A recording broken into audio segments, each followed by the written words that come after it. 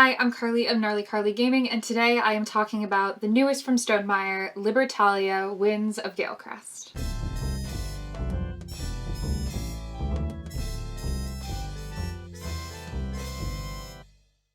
Libertalia, Winds of Galecrest is a game of piracy, hidden ranks, and stealing treasure. And while new to Stonemaier isn't all that new of a game, Libertalia was initially published in 2012 and is a wonderful game that is only now being reimagined by the Stonemaier team. In Libertalia, Winds of Galecrest, each player takes on the role of running a pirate crew, going on 3 main voyages, the 3 major rounds of the games, comprised of first 4, then 5, then 6 days or turns apiece. During each day, players will be able to privately examine their hands and secretly select one of their crew members that will go off onto the island that day and help collect loot on behalf of their crew. Once players have all secretly chosen their card, all of them will be revealed and put in numerical order. The lower the number, the earlier some special abilities can trigger, but the higher the number, the better loot you can potentially claim for yourself. And so there's this dance of what abilities do I want to trigger this turn, and how can I get myself in the prime spot to get the loot I want and avoid the loot that could potentially hurt me. And at the end of 3 voyages, only the wealthiest pirate's crew will be deemed the winner. For those like myself hoping for a reprint of the original, you'll be happy to know that the gameplay, flow, and feeling is that of Libertalia, but Stonemaier did do a couple of things to change it up. And the first most obvious change is the aesthetic of the game.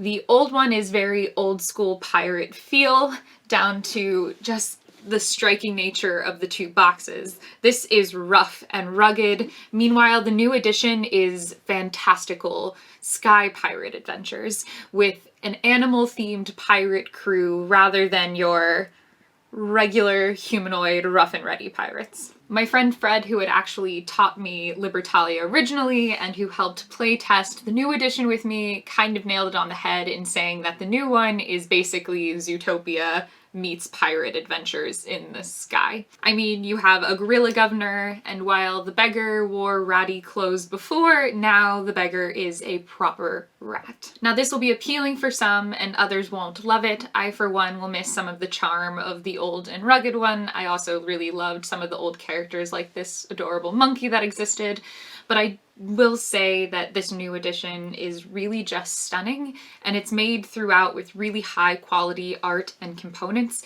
and for a new edition of a game I love, I'm thrilled with the retake, and I recognize how it sets it apart from the original, because the look isn't the only thing that's changed here. The new game is loaded, and I mean loaded, with new character abilities and cards. The original game came with 30 different crew members that you'd be choosing from each game to deploy out, and now there are 40. Some are old characters updated, and other ones are entirely new additions to the game. And having all of these new and updated roles drastically expands gameplay. In each game, during each of the 3 voyages, players will get only 6 of these character cards.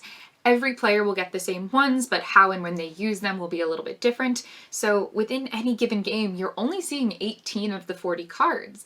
And how they combine with the other different characters you have, remember, only 18 of the 40, means there'll be entirely different things to react to and play off of.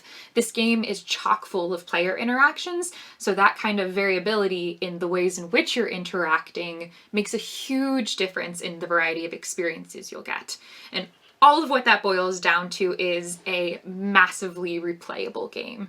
And I love that. I like that I can get really familiar with these cards and how they interact. And of course, there's always something to be said for people who do better the more they play, but there's a lot of experience in these different characters to be had in their combinations. And so adding more to the collection makes this even a must-have for folks who love Libertalia and were able to get their hands on their old edition. Stonemaier also upped the variability even further with the type of loot you can receive. In the old edition, if you got a treasure chest full of gold, it was always equal to 5 doubloons at the end. A barrel was 1, maps you could set collect to get up to 12, and in this game, you'll see some of those things are worth the same amount, but only situationally.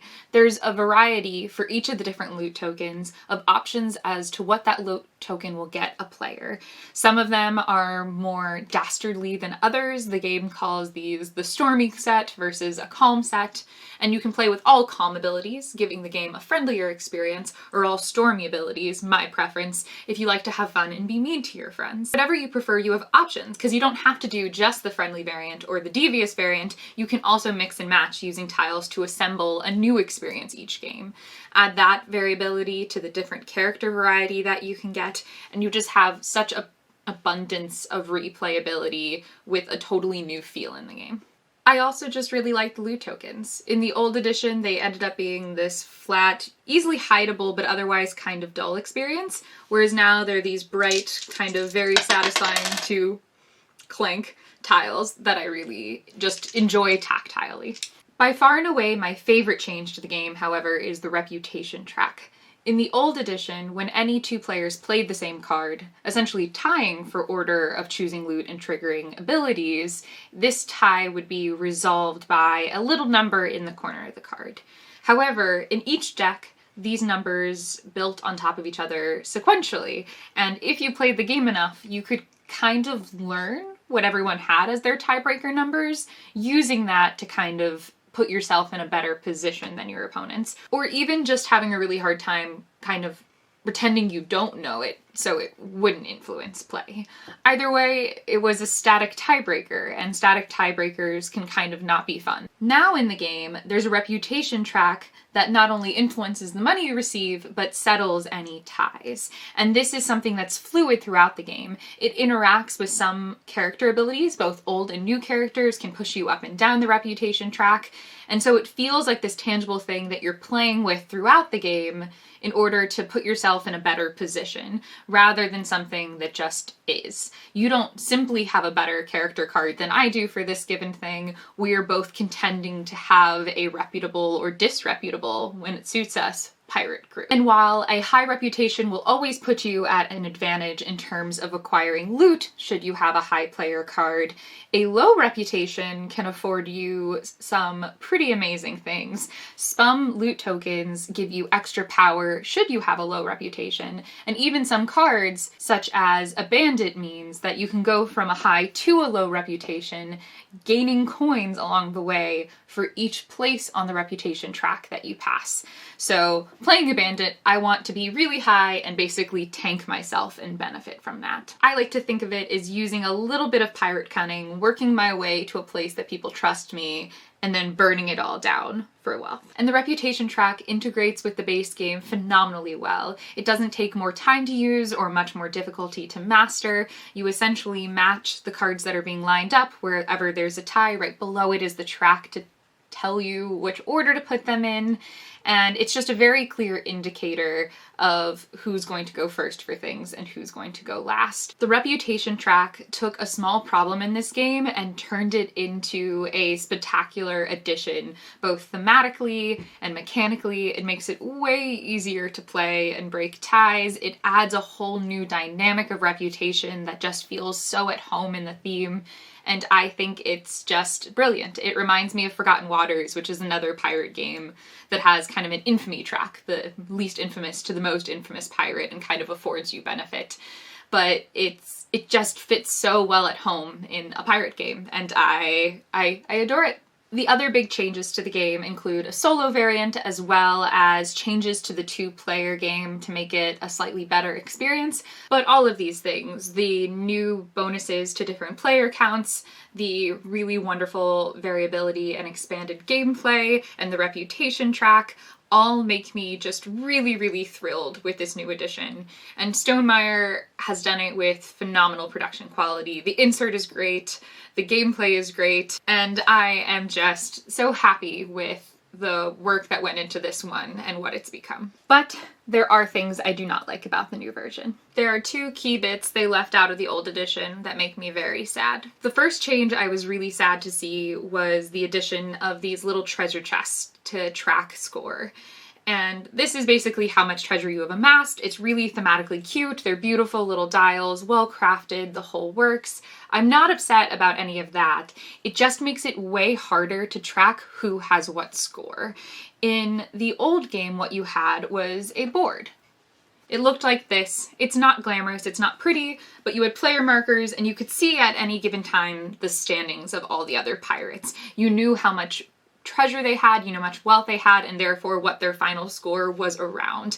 It made it so if I had an opportunity to attack someone, to kill off one of their characters, something like that, which is common in the game, I could say, oh, this person's way higher than us from last voyage than the next, I'm going to go after them. Instead, with the new edition, we found ourselves having to ask people what their scores was a lot, or else just kind of unaware of what they were. And perhaps this was slightly intended. I know in the rule book they said this is still publicly visible information. People are still able to ask and see and look at what your treasure chest is, how much you have. But the reality of having this in front of me is that people can't see it easily. People don't know how much I have. We kind of had to, in our heads, be like, okay, this person had the most and then that person, so I'm going to prioritize attacking them, but secondly them, and it just made it so you were less aware of any given time of the standings. And those standings and who you attack can be really important in terms of swaying gameplay. And so, charming, adorable, cute, I like it, quality there, a little just practically worse, if you ask me. The other thing I miss a lot from the old edition is this den. And now, verbiage has changed from the game, but there's a lot of cards that interact with what is essentially your den, your player board. In the new edition, it's your ship. A ton of cards refer to your ship. It'll say, copy the ability of a character in your ship, a card you've already played. Or if however many characters you have higher than a certain rank, you get coins for if they're in your ship. So you refer to your ship a lot, your den in this case. Except in the new edition, you don't have one. It's kind of your ship in hypothetical. It's just a tableau of cards in front of you. You do, however, instead have a graveyard. That's the characters that you've thrown away. In the old game, you'd have your characters on your ship, your den, and everything off of it would kind of be your discard. But this would be your active play space. Instead, with the new Stonemaier edition, you have a graveyard. You have a tile that you put cards on that are wasted, but otherwise everything in front of you is your ship. And I liked this a little less. I feel like it's less of a helpful reference to be like, something is in your ship often and not having a physical place to look. And I felt the reference to the discard, your graveyard, a little less useful. There's only 2 cards out of 40 that even reference your graveyard, and it's just allowing you to take a discarded card back. I think it was much more useful to distinguish by having an active board rather than a discard spot, but it really doesn't change gameplay all that much. I think it just makes teaching a little simpler. For new people who are like in your ship and question that concept, it's much easier to actually have a physical ship.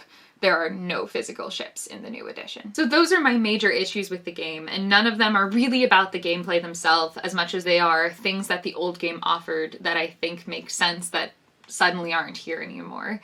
And maybe with an expansion, crossing my fingers, I'd love to see more characters. We could get actual player boards and ships. That would be amazing. Jamie, please make it happen.